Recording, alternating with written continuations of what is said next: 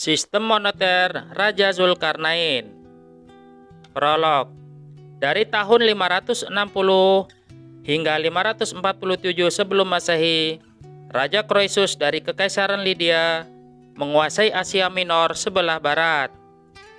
Dia merupakan aktor intelektual dari agenda neokolonialisme atau nekolim pada masa itu. Raja yang zalim itu menjalankan sistem moneter yang buruk dan batil karena mengandung unsur penipuan dan kezaliman. Selanjutnya pada tahun 546 sebelum Masehi, Raja Zulkarnain pertama menaklukkan Kekaisaran Lydia dan pasukan immortal Persia berhasil menangkap Raja Croesus. Konsekuensinya, sistem moneter yang batil itu pun ikut hancur. Lalu Raja Zulkarnain menggantinya dengan sistem moneter yang baik, benar, dan adil. Standar moneter berbasis bimetal. Pada tahun itu juga, Raja Zulkarnain pertama menetapkan standar moneter berbasis bimetal, yakni logam mulia yang berasal dari emas dan perak murni. Pendiri Kekaisaran Persia Akhemeniah tersebut telah memperkenalkan uang koin emas darik dengan berat 8,42 gram, serta uang koin perak sigloi dengan berat 5,6 gram. Dengan perbandingan nilainya ialah satu uang koin emas darik setara dengan 20 uang koin perak sigloi. Dari data tersebut diperoleh perbandingan berat antara logam emas dengan perak adalah 1:13. Konversi sigloi ke US dollar dan rupiah. Diketahui bahwa satu koin perak sigloi Persia beratnya 5,6 gram. Sedangkan satu koin perak drachma Athena atau Atik beratnya sekitar 4,3 gram. Dengan demikian, satu sigloi Persia setara dengan 1,3 drachma Athena. Telah diketahui bahwa pada tahun 2015, kurs nilai tukar rupiah adalah Rp14.000 per US dollar. Dan satu drachma Athena nilainya setara dengan 46,5 US dollar. Itu sekitar Rp651.000. Sehingga satu sigloi Persia nilainya sekitar 60,45 US dollar. Itu sekitar Rp846.000. Toleransi moneter pada masa Raja Zulkarnain. Dalam kebijakan moneter, Raja Zulkarnain sangat tegas. Uang koin emas tatar dari Lydia dilarang digunakan sebagai alat tukar, karena uang tersebut mengandung unsur penipuan dan kecurangan, di mana bahan uang koin emas tersebut tidak murni, melainkan campuran dari 50% emas, 45% perak, dan 5% tembaga. Tetapi sebelumnya, Raja Croesus dari Lydia mengklaim sebagai uang emas murni. Di sisi lainnya, Raja Zulkarnain bersikap toleran terhadap uang asing yang jujur. Raja Agung itu mengizinkan uang asing tersebut untuk beredar dan digunakan sebagai alat tukar di seluruh wilayah Imperium Persia Akhemeniah. Salah satunya uang koin perak drachma dari Atik, Athena.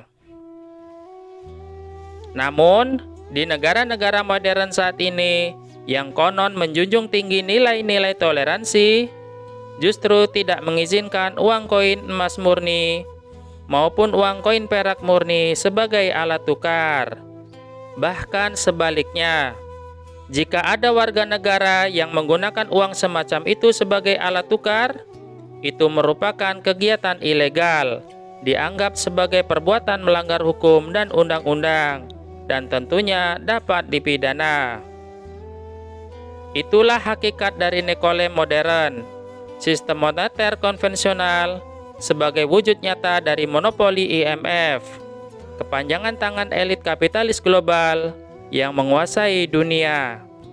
Praktek intoleransi struktural yang ekstrim. Tidak keliru jika mereka dianggap sebagai kelompok intoleran dan ekstremis garis keras.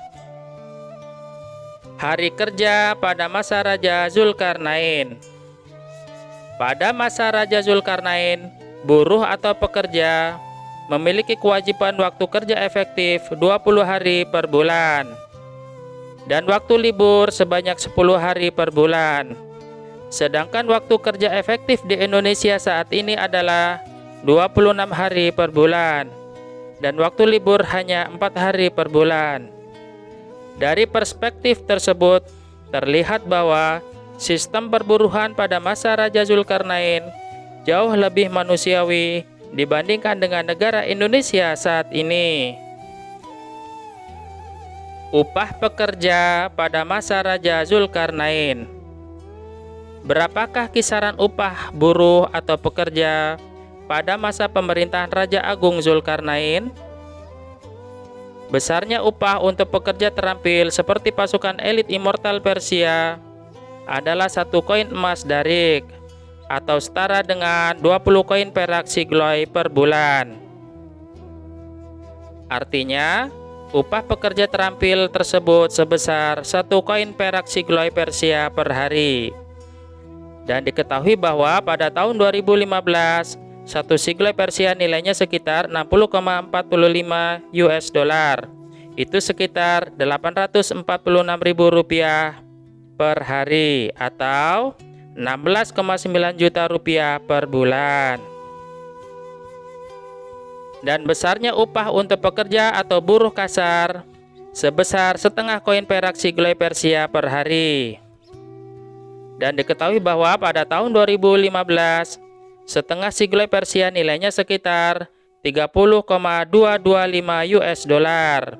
Itu sekitar Rp423.000 per hari atau 8,46 juta rupiah per bulan. Sebagai perbandingan, sejarawan Yunani klasik mengatakan bahwa pada tahun 425 sebelum Masehi, upah untuk pekerja terampil seperti pasukan elit infanteri hoplite adalah 1 drachma per hari. Sedangkan untuk pekerja atau buruh kasar menerima upah setengah drachma per hari. Sebagaimana ditegaskan oleh sejarawan Yunani kuno Xenophon. Ia menyebutkan bahwa pada tahun 355 sebelum Masehi, setengah drachma per hari akan memberikan penghidupan yang nyaman untuk 1 keluarga miskin di kota Athena. Dengan demikian, dapat dikatakan bahwa upah buruh atau pekerja pada masa Raja Zulkarnain 2 kali lebih besar dari UMR di DKI Jakarta saat ini. Harga komoditas pada masa Raja Zulkarnain. Harga sejumlah komoditas primer di Kekaisaran Persia Akhemenia relatif stabil. Hal itu karena pemerintahan Raja Zulkarnain secara resmi menetapkan harganya. Dan sebagai gambaran, harganya sebagai berikut. Harga seekor domba dewasa 3 Sigloy perak. Harga seekor keledai 15 Sigloy perak. Harga 100 liter jelai atau barley 3 Sigloy perak. Harga 100 liter gandum 3 Sigloy perak. Harga 100 liter buah-buahan 3 Sigloy perak. Dan harga 100 liter wijen 9 Sigloy perak. Epilog.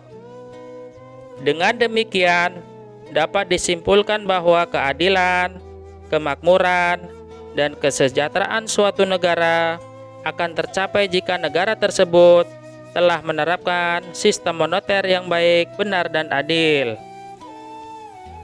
Caranya sebagaimana diwujudkan oleh Raja Zulkarnain dari Persia. Selain dari cara itu, adalah sistem perbudakan modern, penjajahan gaya baru. Itulah neraka Nekolim yang nyata.